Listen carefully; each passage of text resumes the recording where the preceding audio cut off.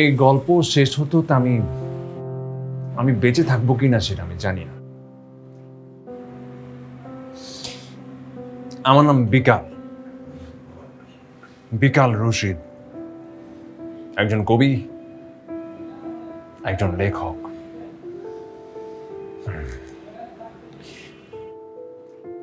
বিকাল নামটা একটু আনকমন না? সাধারণত বিকাল কারো নাম হয় না। আগেই বলেছি আমি বেঁচে থাকবো কিনা আমি সেটা জানি না, তাই এর শানে নজরুলটা আমি আপনাদের জানিয়ে দিই।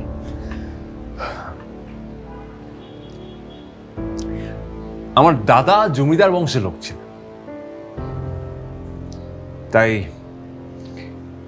জীবিকার চিন্তার পাশাপাশি তার অনেক অবসর সময় ছিল, তাই তিনি সাহিত্য চর্চা করতেন। সাহিত্য চর্চার জন্য তিনি অনেক সময় পেতেন। যেদিন তিনি আমাকে প্রথম দেখলেন, তার নাকি সকালে শুভ্রতা আর রাতে স্নিগ্ধতার মাঝামাঝি একটা অনুভূতি হয়েছিল, তাই দাদা নাম রাখলেন বিকাল, বিকাল রশিদ। কিন্তু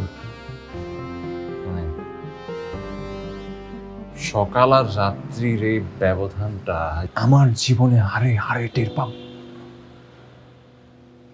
সেটা কে জানতো?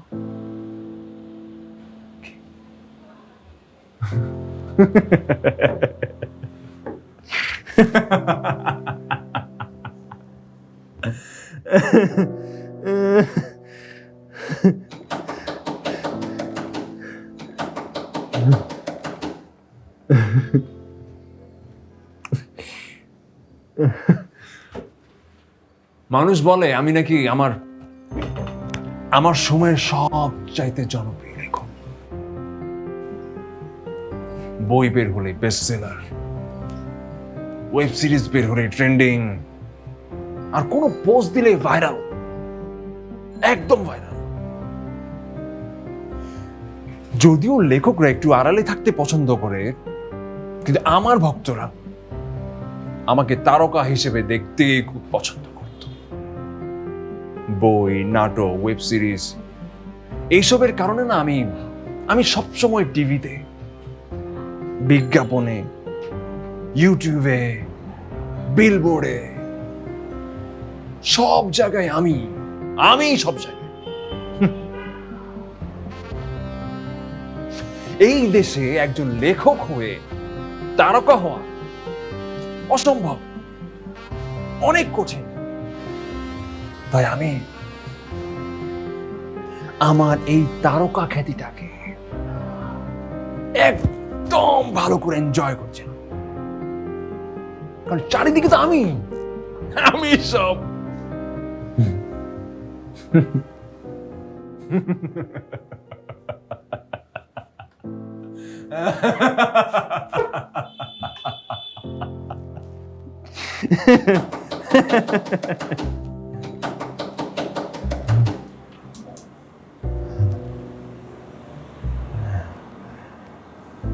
কেউ একজন আমার দরজা ধাক্কাচ্ছে।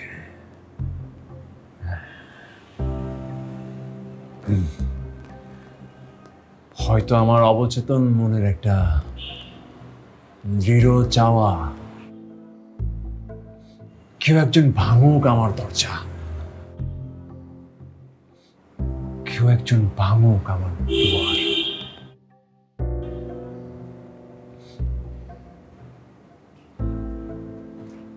আমি আগেই বলেছি, আপনার আমার গল্প শুনতে শুনতে আমি আর বাঁচব না। কিন্তু আমি কিভাবে মারা যাচ্ছি তার চাইতে বড় ঘটনা হলো আমি এতদিন কিভাবে বেঁচেছি।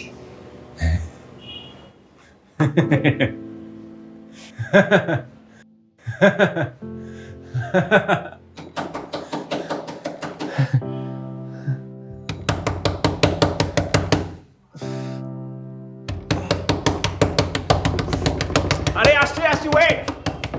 কি রে বাবা, এতক্ষণ লাগলো কেন দরজা খুলতে? আল্লাহ, রুমের কি অবস্থা! তুই এখনো শেভ করিস না? আরে বাবা তুই একটু দম নে, এক নাগারে কথা বললে তো নিঃশ্বাস বন্ধ হয়ে মারা যাবি। আশ্চর্য। ওফ, দরজায় বাড়ির শব্দ শুনে আমি তো ভাবলাম কোন পরী আমার দরজায় ধাক্কা দিচ্ছে। যদিও দেখতে তোকে পরীর মতো লাগছে, কিন্তু কথা তো বলিস একদম শাকচুন্নির মতো। তুই আমাকে শাকচুন্নি বলছিস? এত সুন্দর করে সেজে আসছি আমি। তুই তুই আবার নতুন করে শুরু করিস না প্লিজ। হ্যাঁ, তুই ঠান্ডা মতো বয় প্লিজ, বয় না বয়, চেয়ারটা নয় বয়। ওকে, তো সব প্রশ্নের উত্তর আমি একটা একটা করে দেখি, ঠিক আছে?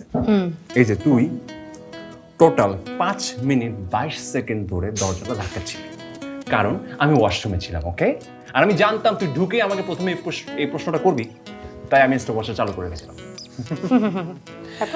আর রুমটা আগোছালো এই কারণে, সারা রাত লিখছি বুঝছিস, খুব এলোমেলো ছিলাম, আর ঘুম থেকে উঠে আসলে রুম টুম গোছাতে ইচ্ছে করছিল না।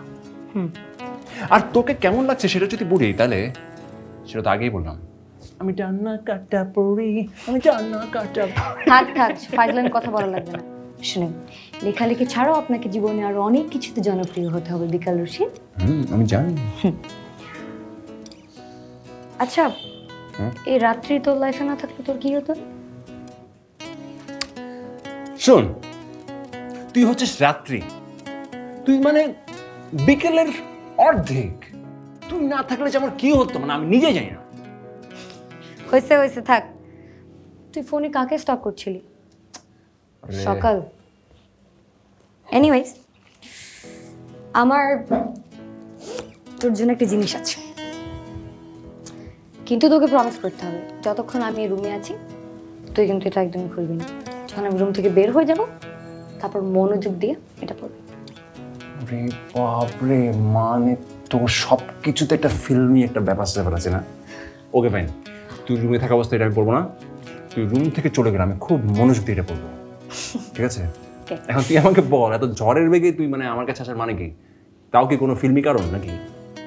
100% কি খুব এক্সাইটিং ব্যাপার, তো আমি একটু বলার জন্য তোর কাছে আসছি। এনিওয়েজ, সো আমি একটা 6 পর্বের ওয়েব সিরিজ সাইন করেছি। আসলে? ইয়েস, আমি একটা প্রডিউসার পেয়ে গেছি, মানে অনেক ভালো। উনি ফ্রান্সে থাকে, বাংলাদেশের মিডিয়া নিয়ে ওর অনেক বেশি ফ্যাসিনেশন, এন্ড এখানে সে এক্সপ্লোর করতে যাচ্ছে। সো আমার মতো ডিরেক্টরদেরকে প্ল্যাটফর্ম দেওয়ার জন্য he wanted to do this. I am so happy দোস্ত। ওরে জোস মামা, congratulations, that's a great news. I know. Anyways, সবথেকে মজার ব্যাপারটা দেখ, তুই রাইটার আর আমি ডিরেক্টর হতে যাচ্ছি। What a nice combination. Dost, I'm so happy for you. So happy for you. And কি আমরা এভাবে বসে মানে কি সেলিব্রেট করা তো দরকার নাকি? হ্যাঁ, এইসব শুকনা মুখে সেলিব্রেশন বললে হবে না, শুকনা ভেজে সব সেলিব্রেশন করতে হবে, ঠিক আছে? সেটার জন্য তোমাকে রেডি হতে হবে, তাই না? ও সেটাও ঠিক। হ্যাঁ প্লিজ, তুই 5টা মিনিট দাঁড়া শুধু। গো। আমি আসছি। কি অবস্থা করে রাখছে রুমের।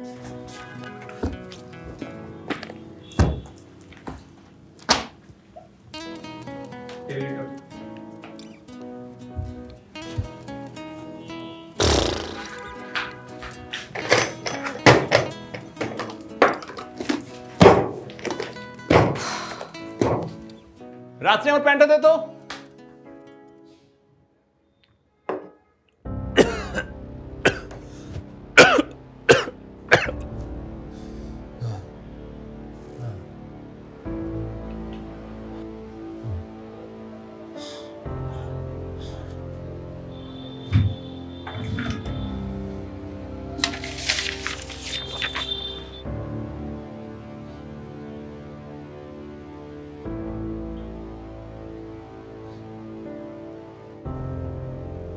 সেদিনের কথা ভুলে যা। ওই দিনের সবচেয়ে গুরুত্বপূর্ণ জিনিস ছিল রাত্রির দেয়া সেই চিঠিটা।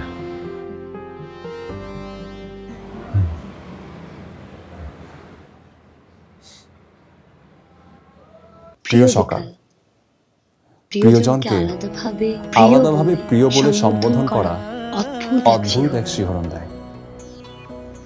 সকাল, জানো কতদিন তোমাকে দেখেছি, কতভাবে তোমাকে দেখেছি, ভেবেছি দিনের পর দিন, দেখতে দেখতে আর ভাবতে ভাবতে তোমাকে নিজের করে নেয়ার ইচ্ছাটা তীব্র হয়েছে। তোমাকে কতভাবে চিন্তা করেছি তুমি জানো, কত রকমভাবে। কতবার ভেবেছি তোমাকে আমি যেভাবে ভাবছি তুমি কি সেভাবে ভাবো। হিসাব করতে করতেই তো এতদিন কেটে গেল। কোথায় যেন আমি পড়েছি যে সুযোগগুলো তুমি না নাও সেগুলোর শতভাগই মিস করা হয়। আর সেটা যখন তুমি সকাল, আমি তোমার সাথে সম্পর্কের হিসাবের খাতায় ভালোবাসা ছাড়া আর কোনো শব্দকে আশ্রয় দিতে চাই না। আমার মনের যাবতীয় দরজা জানালা খুলে তোমাকে আমন্ত্রণ করছি সকাল। এই চিঠিতে আমি তোমাকে বলতে চাই, ভালোবাসি বলেই যদি ভালোবাসার সম্পর্ক শুরু করতে হয় তবে আমি তোমাকে ভালোবাসি। জীবনের সব কিছুর বিনিময়ে হলেও আমি তোমাকেই চাই সকাল। তোমার মাঝে আমি পৃথিবীর সব পবিত্রতাকে দেখি। তোমার মাঝে আমি এক শান্ত সুন্দর সমুদ্র দেখি। তোমার হাসি আমাকে শরতের কাশবনে দাঁড়িয়ে থাকার অনুভূতি দেয়, শ্রাবণে বৃষ্টিতে ভেজার আনন্দ দেয়। প্রতিবার নিজেকে প্রশ্ন করে আমি জেনেছি আমি তোমাকে নিঃসঙ্গভাবে ভালোবেসেছি। এই একা ভ্রমণ আমাকে কষ্ট দিচ্ছে। নিজেকে কষ্ট থেকে মুক্তি দিতে তোমাকে প্রিয় বলে যেন চিঠির বাইরেও ডাকতে পারি, সেজন্যই এত কথা। সকাল, তুমি কি আমার হবে? ইতি, বিকাল রশি। সকাল আমার জীবন আসাটাই এই চিঠির মাধ্যমে।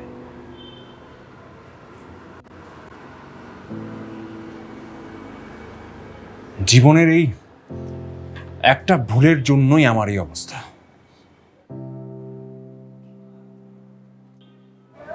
সকাল আমার অনেক অনেক বড় ভক্ত ছিল সে। ফেসবুকে আমাদের পরিচয়, যদিও সকাল বিকাল রশিদের লেখালেখিকে অনেক পছন্দ করত, কিন্তু বিকাল রশিদকে সে একদমই পছন্দ করত না। তোমার বাড়ির ঠিকানা আমার আছে জানা, ঠিকই ঠিকই। তোমার ভালো লাগা রোজ তোমায় দেখে দেখে শিখি শিখি। জানি তোমার প্রিয় রং, তোমার প্রিয় ফুল, শাড়িটা লাল টুকটুকে আর খোপায় বাঁধা বকুল।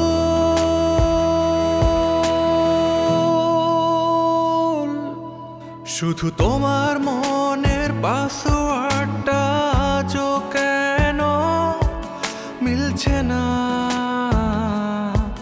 মিলছে না। কেন এত চেনা তোমার মনের পথটা আজও অচেনা অচেনা। কি কারণে তুমি মেঘ হয়ে আছো, বৃষ্টি হয়ে ঝরো না ঝরো না। একা একা দেখো ডুবে যাই আমি, হাতটা টেনে ধরো না ধরো না। তাকে অনেকবার বোঝানোর চেষ্টা করার পরেও সে যখন বিয়ে করতে রাজি হচ্ছিল তখন আমি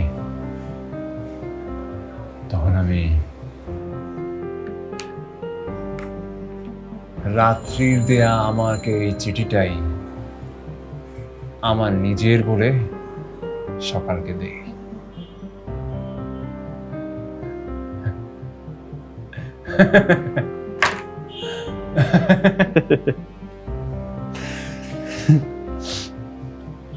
এখন আপনারা প্রশ্ন করতে পারেন যে এত বড় লেখক হওয়ার পরও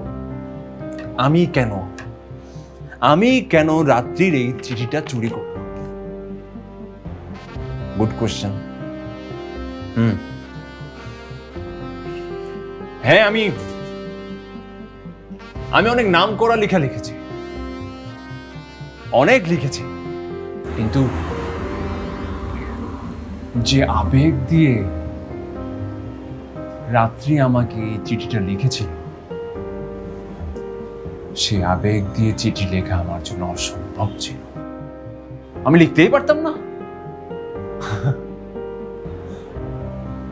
তাই আমি রাত্রির এই চিঠিটাই সকালকে দিয়ে দেই। তারপর সবকিছু আমার মতোই হতে থাকলো। আমার জীবনে সুখ আসতে থাকলো। সকাল আমার সঙ্গে প্রেমে জড়িয়ে পড়ল। আমার সকাল আমার জীবনে চলে আসলো। সবকিছু খুব খুব ভালোই চলছিল। 4 মাস রাত্রির সঙ্গে আমার কোনো যোগাযোগ ছিল না।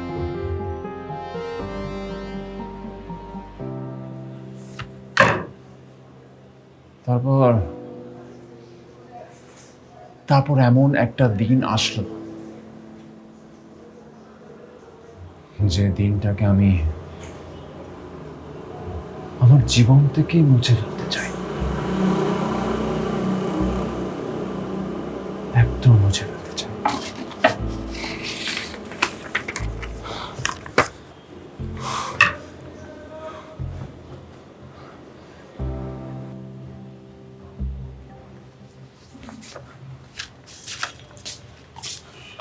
ব্রেকফাস্ট।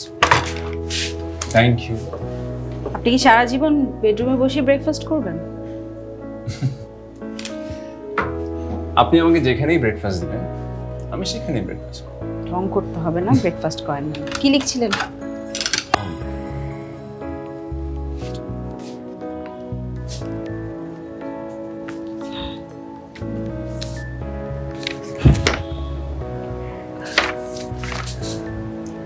আমি লাইফে অনেক গল্প লিখেছি, অনেক উপন্যাস লিখেছি। প্রত্যেকটা গল্প পাঠকরা পছন্দ করেছে, কিন্তু এটা আমার জন্য সবচেয়ে স্পেশাল।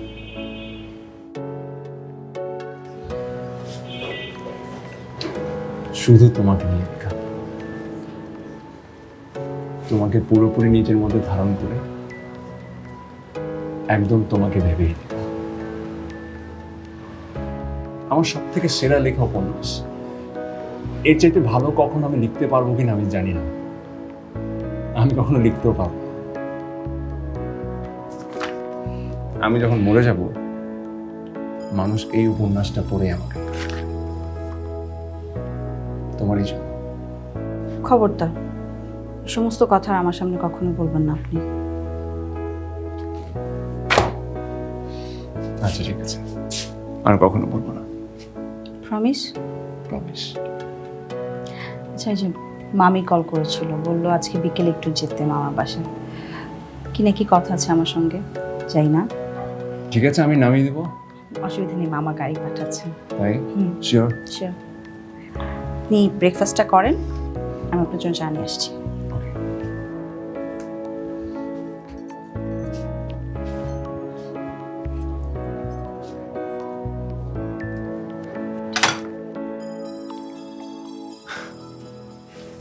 হ্যালো। কি রে, এত মাসেও কোনো খোঁজ খবর নাই তো? তুমি যেন খুব খবর নিছিলে আমার। হ্যাঁ, আচ্ছা এসব কথা বাদ দে। তোর সাথে আমার খুব ইম্পর্টেন্ট একটা কাজ আছে। কি কাজ? পরে বল, আগে বল আজকে কি বাসায় আছিস? হ্যাঁ, আসি তাহলে 8টায়। 8টায়? আচ্ছা আয় আয়। ওকে, দেখা হবে।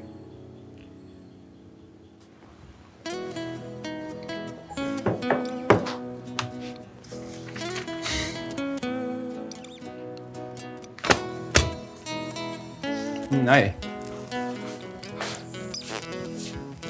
বয়। সকালকে দেখছি না যে? ওর মামা বাসায় গেছে। এতক্ষণে চলে আসার কথা। আচ্ছা, এই তুই বয়, আমি একটু কিছু খেতে নিয়ে আসি, ঠিক আছে? Thank you.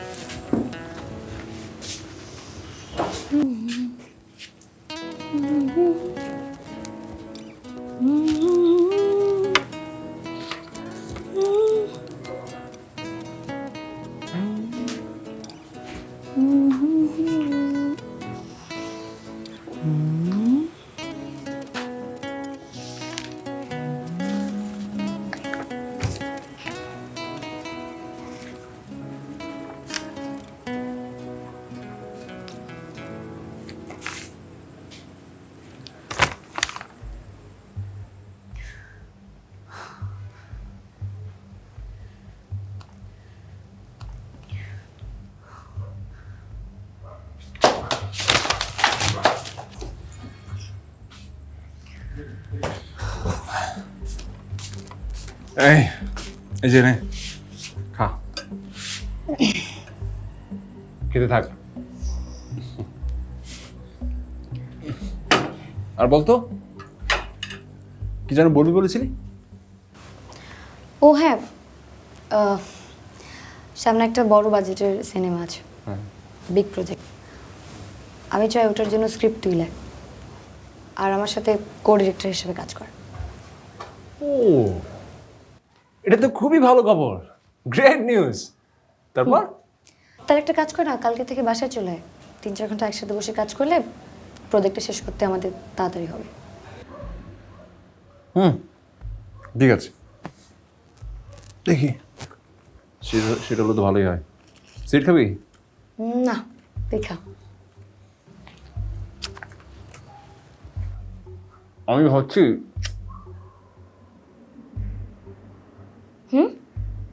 প্লটটা কি হবে, কি প্লট?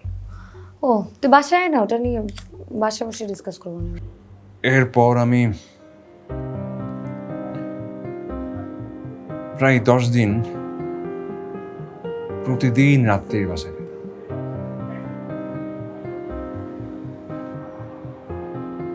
রাত্রি আমাকে সবসময় বলতো যে কোকেন খেলে নাকি মানুষ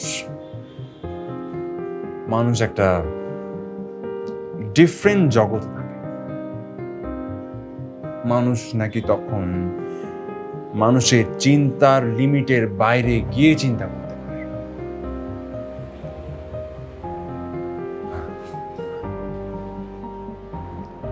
আমি রাত্রির বাসায় যেতাম,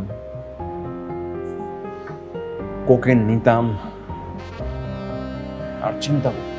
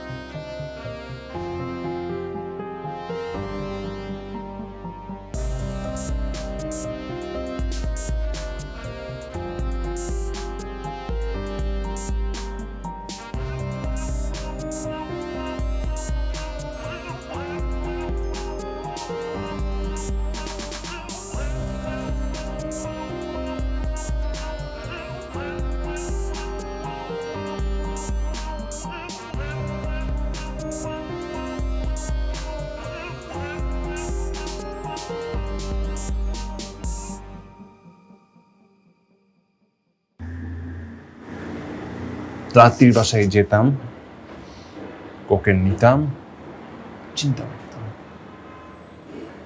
কোকেন নিতাম আর চিন্তা করতাম। কিন্তু তখন আমি কতদিন এরকম চলবে? আর কতদিন? 1টা 2টা বাজে আপনার প্রতিদিন বাসায় আসতেন। কি পেয়েছেন আপনি? প্রতিদিন কি খেয়ে আসেন আপনি? কিসে তোর? হ্যাঁ, আমার যাই খুশি আমি তা খেয়ে আসবো, তোর কি? তুই আমাকে সন্দেহ করস? আমাকে সন্দেহ করস? আমি কাজ করি বলে আমার রাত হয়। আমার যা খুশি আমি তা করবো। আপনি কি ভাবছেন আমি বুঝি না? আমার মা ঠিক বলছিল মিডিয়ার মানুষজনকে বিয়ে না করতে। খবরদার, মুখ সামলাই কথা বলবি তুই। হ্যাঁ, এবারে আমাকে চিনোস আমি কে? আমি বিকাল রশিদ, এই দেশের সবচেয়ে সেরা লেখক আমি। আমি যদি তোকে বিয়ে করছি এটা তো তোর ভাগ্য, নাহলে তুই কি কি তুই তোর বাপ কি করে? গরিবের বাচ্চা ছোটরা আসছে আমার সাথে কথা।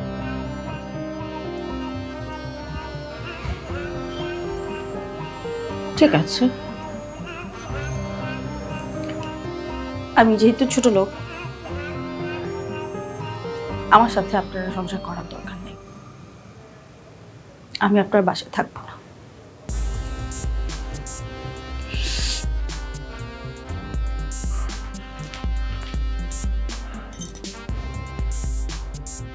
যা তুই তোর দেখার ইচ্ছা।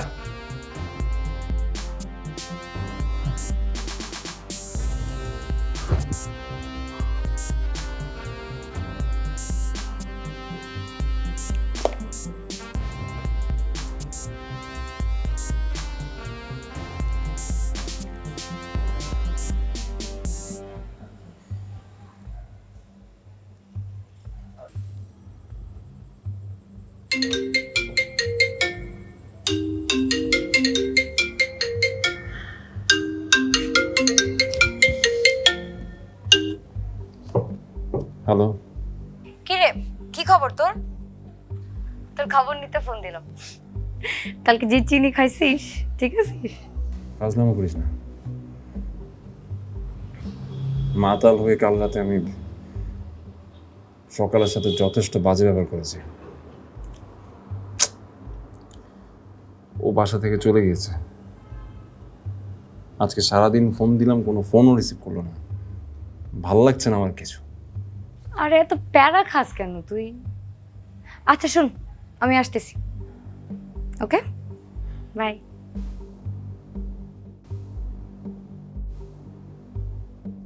আচ্ছা কি হয়েছে তোর বলতো?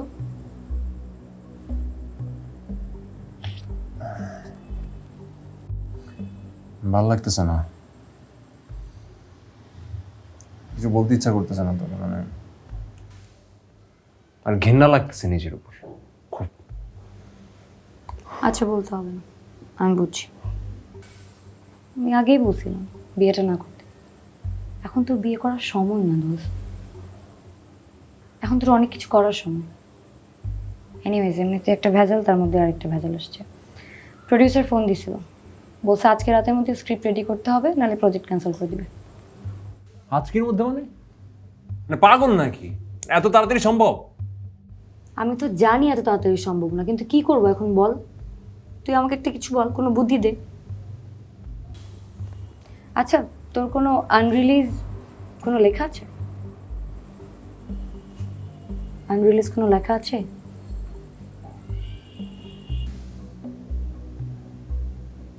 আছে, আছে? কিন্তু ওইটা আমার স্পেশাল।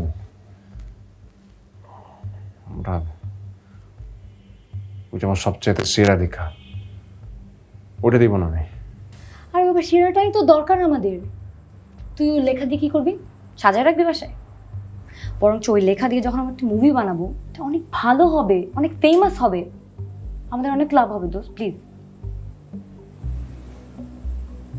দোস্ত প্লিজ ওই লেখাটা আমাকে দে। এটা অনেক ভালো একটা প্রজেক্ট হবে, প্লিজ।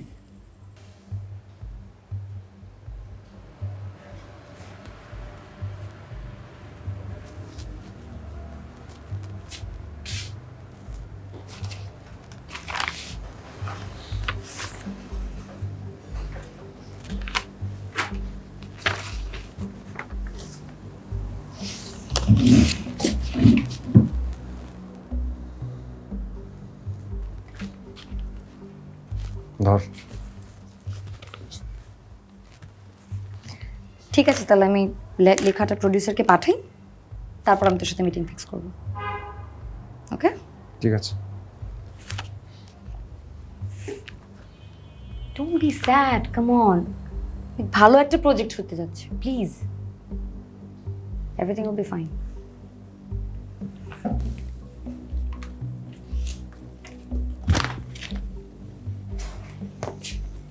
আমি আসি। ওকে চিল।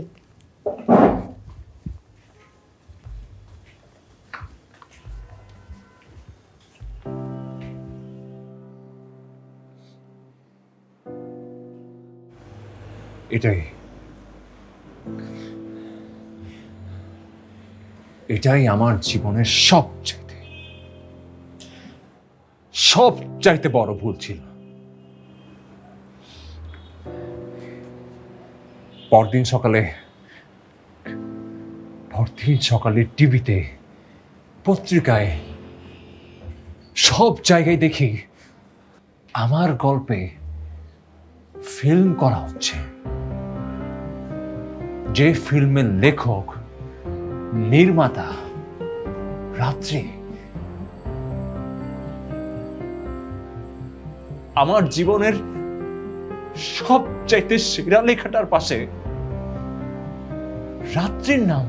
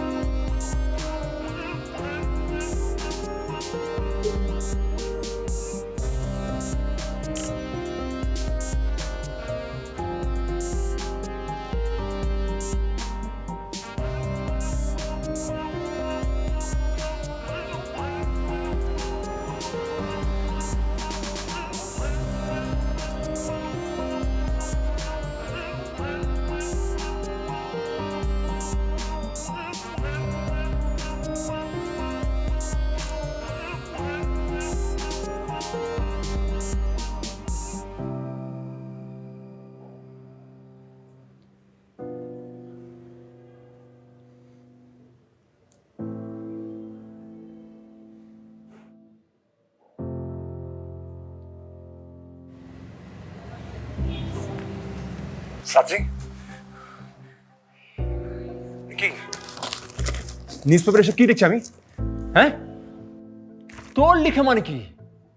মানে আমার গল্প, আমার লেখা, আমার স্ক্রিপ্টে তুই সিনেমা বানাবি মানে? মানে কি? এটা তোর সিনেমা কখন হলো? শোন, আমি জানি তুই আমার লেখা প্রেমপত্র দিয়ে সকালকে পেয়েছিস, তাই তোর লেখা সকালকে নিয়ে তোর জীবনের সবচেয়ে শ্রেষ্ঠ উপন্যাসটা আমি তোর কাছ থেকে ছিনিয়ে নিলাম।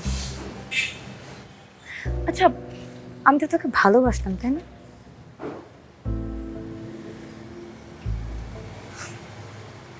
তুই এখন নিশ্চয়ই বুঝতে পারবি যে জীবনের সবচেয়ে মূল্যবান জিনিসটি হারানোর পর না মানুষের কেমন লাগে। আর শোন, তোকে একটা কথা বল, তুই কিন্তু এখন আর সেরা লেখক বিকাল রশিদ, তুই এখন একটা ড্রাগ এডিক্টেড বিকাল রশিদ।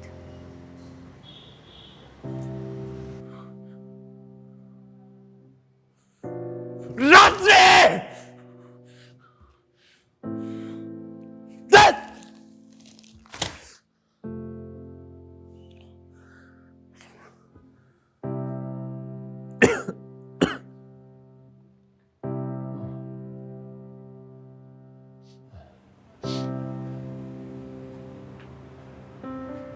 তার পরের গল্প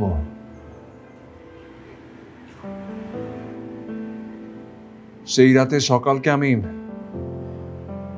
অনেক কল দিয়েছিলাম, অনেকবার, কিন্তু একটা বারও ফোনে ধরেনি। একটা বারের জন্য ও ফোনটা ধরেনি, আর আমি জানি ও আর কোনোদিন ফোনটা ধরবেও না।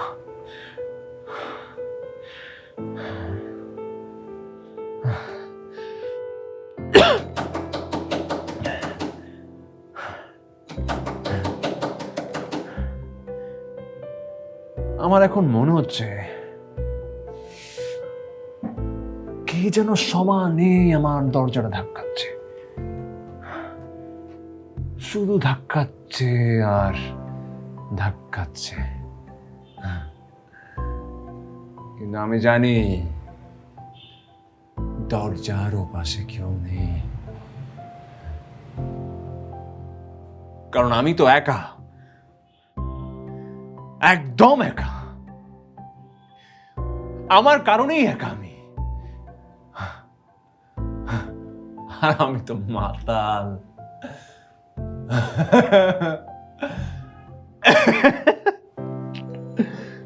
মাতালরা তো কত কিছুই চিন্তা করে না।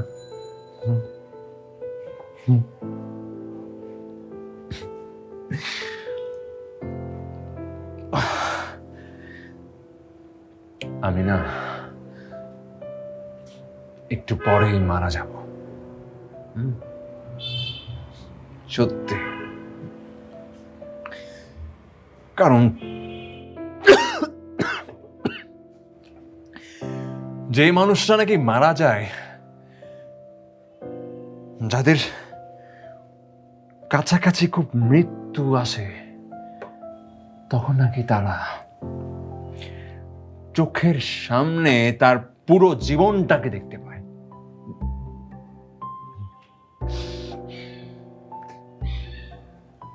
আমিও না দেখতে পাচ্ছি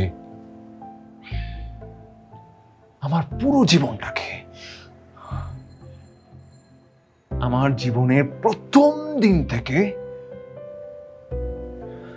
এই আজকের দিন পর্যন্ত।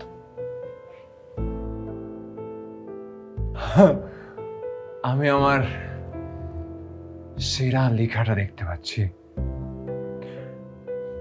আমি আমার সেরা লেখাটা দেখতে পাচ্ছি। আমার লেখা শেষ, আমার লেখা তো শেষ। আমার সবচাইতে প্রিয় মানুষটাকে আমার জীবনে পাওয়া শেষ। তো একজন মানুষ হিসেবে আর একজন লেখক হিসেবে আমার আর কাউকে কিছু দেয়ার নাই। আমার আর কিছু পাওয়ারও নাই। আমি চাইলেও আর কিছু পাবো না।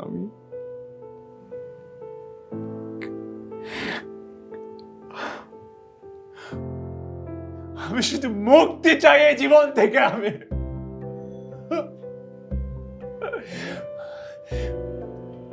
তাই আমি মরতে চাই, আমি মরতে চাই।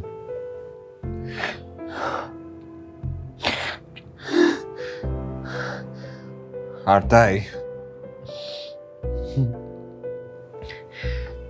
তাই আমি ড্রাগের ওভারডোজ অলরেডি নিয়েছি। যে কোনো সময় আমি মারা যাব।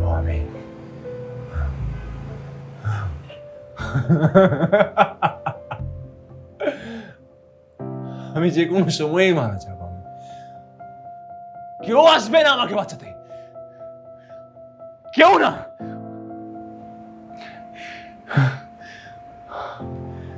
মানুষ তার কর্মের উপরেই মরে।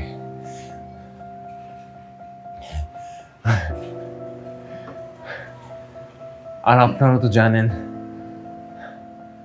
আমার কর্মটা কি।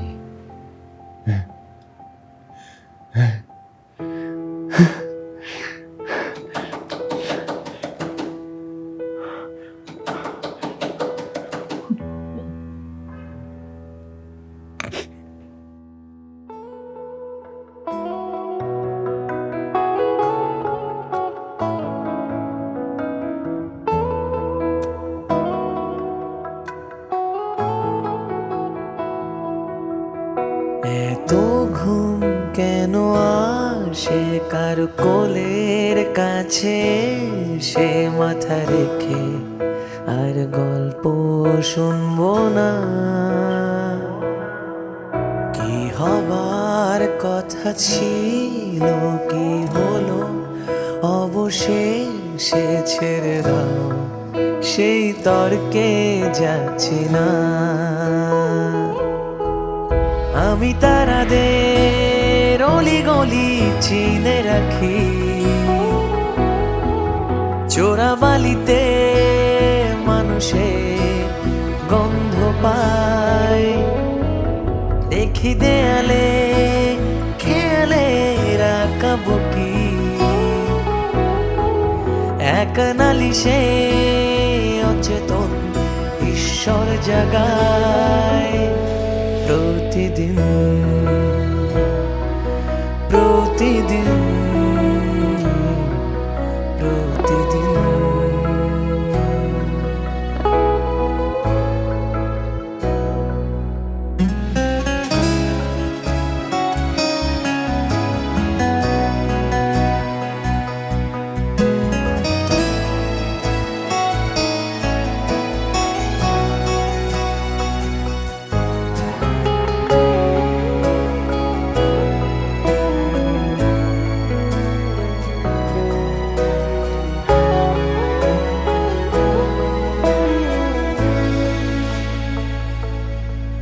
সে যে ছিল এক রাজা, কৃতকর্মের পেল সাজা। শেষ কৃত্যে আর আমি থাকবো না। কাকে ছোঁয়ার কথা ছিল কি সুখ ভালোবেসে, ডেকো না চোখ মেলতে পারছি না। আমি অভাবের মাসগুলো বেঁচে থাকি, ধনী ফড়িংয়ের বিলাসিতায় হাসতে চাই। দেখি দেয়ালে খেয়ালে রাখা বুকি, একা নালিশে অচেতন ঈশ্বর জাগায়। প্রতিদিন প্রতিদিন প্রতিদিন